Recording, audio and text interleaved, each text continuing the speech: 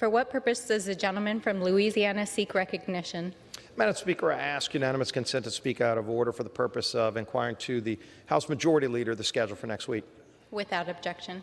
Also ask unanimous consent to revise and extend my remarks. Without objection. Thank you, Madam Speaker. With that, I am happy to yield to my friend, the Majority Leader of the House, Mr. Hoyer. I thank the gentleman from Louisiana, the Republican whip, for yielding. Madam Speaker, on Monday, the House will meet at 12 p.m. for morning hour and 2 p.m. for legislative business, with votes postponed as usual until 6:30 p.m. on Monday.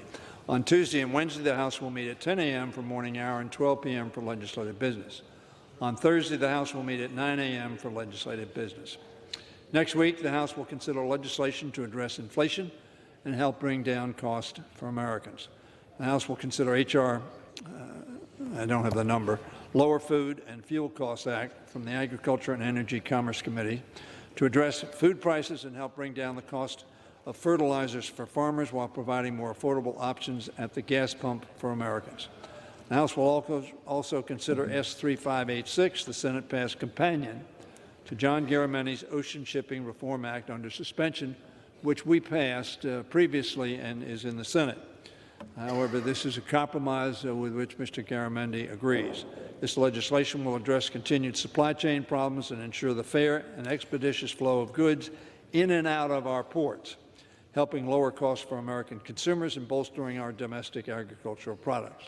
Additionally, Madam Speaker, the House will consider H.R. 2543, the Financial Services, Racial Equity, Inclusion, and Economic Justice Act from Chairwoman Maxine Waters and the Financial Services Committee to promote racial equity and fair access to economic opportunity for those who are facing discrimination or bias. This will help families who are challenged in accessing financial services and housing at a time when every dollar is critical. Finally, Madam Speaker, the House will also consider H.R. 2773, Representative Debbie Dingell's Bipartisan Recovering America's Wildlife Act. The House will consider other bills, Madam Speaker, under suspension of the rules. The complete list of suspension bills will be announced by the close of business tomorrow. Additional legislative items, of course, are possible, and I thank the gentleman for yielding. Gentleman, you thank the gentleman. Wanted to ask specifically, there was some talk that we may today take up the Senate bill, the bill that passed over a month ago in the Senate to give stronger protections to Supreme Court justices and their families. Of course, yesterday, something that angers a lot of us, Justice Kavanaugh, there was an arrest of a man that was at his house attempting to murder Supreme Court Justice Kavanaugh. And this is something we've expressed concern about for weeks, especially some of the language directed at Supreme Court justices, people encouraging people to go to their houses.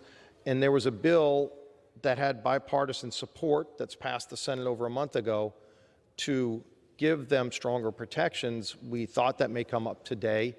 I don't hear it on the schedule. Can we get a vote on that bill when we come back early next week on the suspension calendar to get that bill sent to the President's desk to get that in motion quickly? And I would yield. I thank the gentleman for his question. I think it's a very relevant question. I'm hopeful that we can move that as early as possible. I want to tell the gentleman the reason he thought that it might be moved this morning was because last night I thought I had, after discussions with Senator Cornyn, a way forward that both the Senate and the House could agree on. Unfortunately, this morning that appeared not to be the case. So we're trying to pursue that because we believe that it's a critical piece of legislation, as are the pieces of legislation we're considering. But I will tell the gentleman that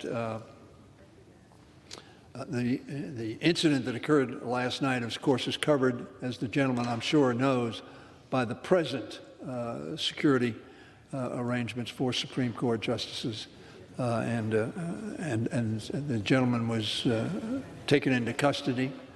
Apparently didn't get close to the House because of the security, but nevertheless we share the gentleman's concerns about the security for our Supreme Court justices and frankly their families and their residences, as we are for the officers and clerks of the Supreme Court and their families and their employees.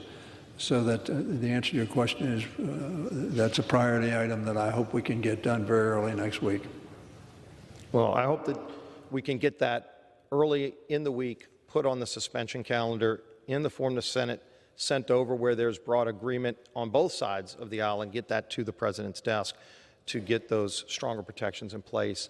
Finally, I'd like to ask the gentleman, we've talked about this bill a number of times, H.R. 6858, which is a bill dealing with American energy independence, to open up more areas of our country to American energy production so that we don't have to be relying on foreign countries, whether it's Russia or Venezuela or Iran, or now the president is going to go and plead with Saudi to produce more energy when America has more energy that we could be producing that we can't because of current policies by President Biden. This would open those up. It would allow us to lower gas prices. It would allow relief to families who are struggling because of these energy policies that are hurting our ability to produce in America, but making us more dependent on countries that are cartels or monopolies, whether it's OPEC or other countries, where they want a higher price, they want to limit production.